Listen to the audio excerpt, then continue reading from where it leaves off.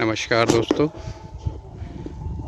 जैसे कि मैंने पहले भी आपको बताया था कि प्रीवियस वीडियो में कि ये हमने लगभग 5.5 एकड़ में इस बार पहली दफ़ा सीड ड्रिल से बुआई किया है।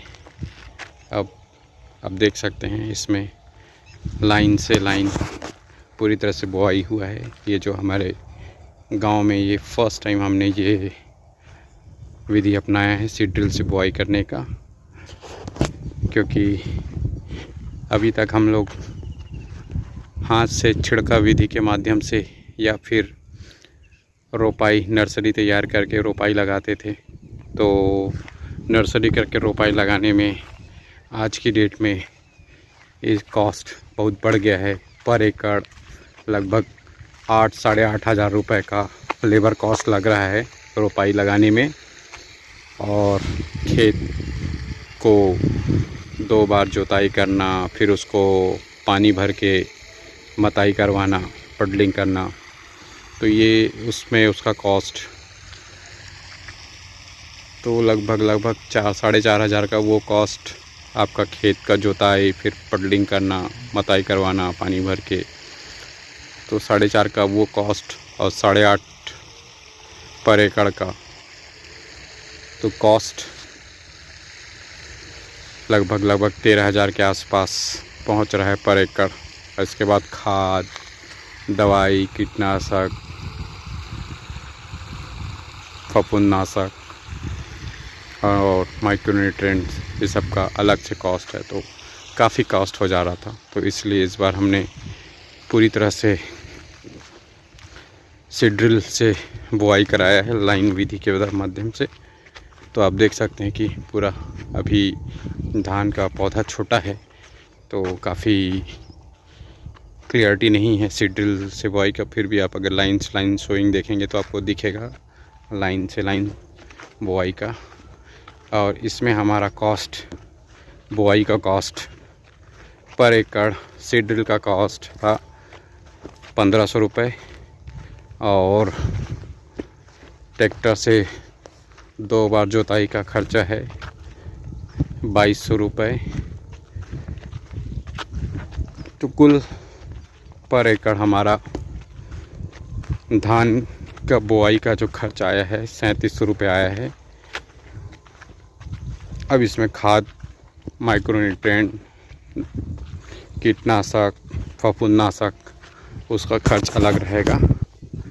फिर भी अगर देखा जाए तो करीब हम इसमें 6 से 7 हज़ार का हमारा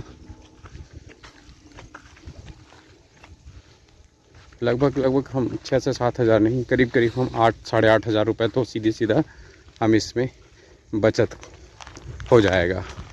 करीब उस रोपा माध्यम में 4.5 हज़ार का खर्च आ रहा था खेत को तैयार करने में, और उससे कम खर्च 3700 में ही हमारा पूरा धान का बुआई, खेत तैयार करके बुआई का काम हो गया। तो काफ़ी बचत हो रहा है। और देखते हैं कि इस बार जब धान का फसल का उत्पादन आता है तो रोपा नर्सरी वाले धान से इसमें कितना उत्पादन का फ़र्क आता है या बराबर देता है, वो इस बार मेन हमारा मूल्यांकन रहेगा। अभी हमने इसमें धान की वैरायटी महामाया का संशोधित वर्जन लगाया है। ये है VNR का महाबली सीड, जो कि 125 से 130 दिन के वैरायटी है, जो कि अर्ली वैरायटी है। ये अगर जल्दी तैयार हो के हार्वेस्टिंग के लिए आ जाएगा तो हम इस खेत में गेहूँ, सरसों या दूसरी अन्य दलहन तिलहन का हम इसमें फसल ले सकते हैं। तो इस बार हमने इसे जानबूझ के इसमें जल्दी वाली वैरायटी लगाया है, और ये धान थोड़ा मोटे वैरायटी में आता है। तो ओवरऑल हम 5 महीने के बाद हमको समझ में आएगा। और ये वैरायटी इसलिए भी सेलेक्ट किया था क्योंकि इस बार मौसम का वर्षानुमान काफ़ी कमज़ोर है, तो हो सकता है सूखा भी पड़ जाए, कुछ भी स्थिति पड़ सकता है। तो उसको देखते हुए जल्दी वैरायटी को ही हमने इसमें चुनाव किया हुआ है। अब आगे देखेंगे 5 महीने के बाद कि कितना उत्पादन आता है। और इस वीडियो के बाद भी कई सारे वीडियो इस फसल को लेकर आपको टाइम पे अपडेट देते रहेंगे, जिसमें कि खाद का छिड़काव, हर्बिसाइड्स का स्प्रे करने का टाइम पे, फिर इसमें कीटनाशक, फंजीसाइड्स का छिड़काव, ये सभी चीज़ों का आपको टाइम पे हम जानकारी देते रहेंगे।